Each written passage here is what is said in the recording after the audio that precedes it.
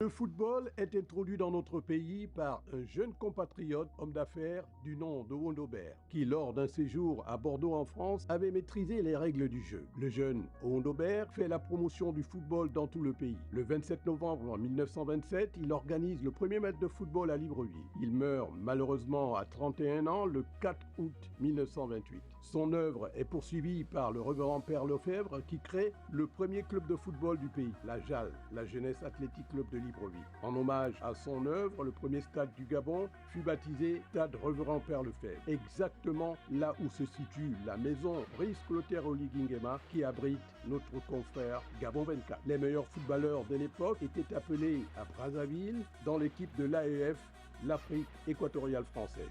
Notre compatriote Augustin Tchango faisait partie de cette équipe de l'AEF. De retour au Gabon, Augustin Tchango crée en 1962 la Fédération gabonaise de football et la Ligue de football de l'Estuaire. Le football se développe progressivement, l'équipe nationale se crée et nous révèle des joueurs comme Vikinda Walker, Issembe Jano, Christian Adiayeno, Yves Sino, Paul Manon, qui fut l'un des plus brillants de sa génération et qui va évoluer au Stade de Reims en France où il se vit confier la responsabilité de remplacer l'une des légendes du football français, Raymond Kopa, parti son talent dans la mythique formation du Real de Madrid. Le 17 août 1973, le Gabon se dote d'un nouveau stade, le stade Omnisport, inauguré par Omar Bongo à la faveur de la finale de la Coupe du Gabon, remportée par Orambaka de Libreville face à Ndambo de Port-Gentil, 2-0. En 1976, Jean-Boniface Assélé, alors ministre des Sports, baptise l'équipe nationale du nom d'Azingo National. Jean-Baptiste Enombo Makaya, international à l'époque, se souvient encore. Nous avons fait la phase aller des Jeux ivoiriens gabonais, toutes disciplines confondues. Nous avons perdu 3-0 face aux Ivoiriens. Il était question qu'on parte pour le match retour en Côte d'Ivoire. Le ministre Assélé, qui était à l'époque ministre du Sport, de l'Éducation nationale et tout, nous a convoqués au commissariat de police de Nombakele. Il nous a entretenu, et puis il a dit, bon écoutez, on a quelque chose à faire, on va donner à notre équipe maintenant un nom. Cette équipe va s'appeler Azingo.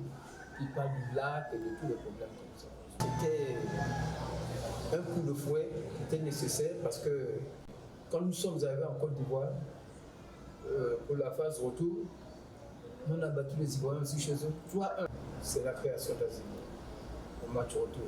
En 1985, Azingo soulève son premier trophée sous-régional à l'issue de la Coupe de l'UDEAC en battant le Congo 3-0 à Franceville.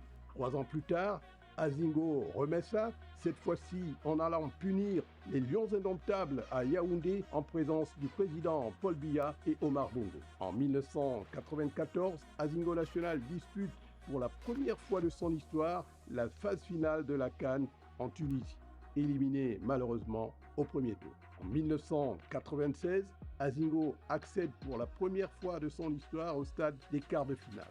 En 2000, à la suite des mauvais résultats obtenus lors de la CAN Nigeria-Ghana, le professeur Daniel Onaondo, ministre des Sports de l'époque, change le nom d'Azingo.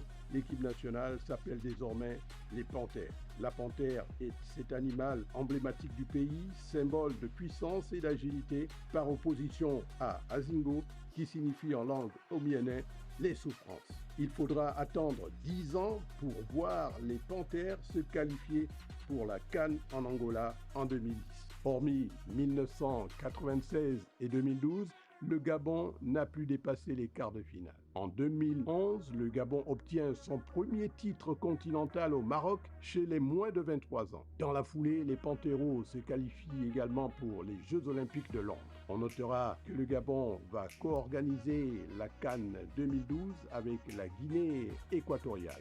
En 2015, Pierre-Emerick Aubameyang est élu Ballon d'Or africain. En 2017, le Gabon accueille l'événement phare de la CAF à la maison. La 25e édition de la fête du football africain qui se profile à l'horizon pourrait être l'ultime occasion pour la génération Aubameyang, Ekwele Manga, André Biogompoko de vaincre le signe indien, passer le stade des quarts de finale et viser plus haut avec les Panthères déterminés sous la férule de notre compatriote Thierry Mouyouma qui de surcroît joue les barrages de la Coupe du Monde pour la première fois de leur histoire. Tous les rêves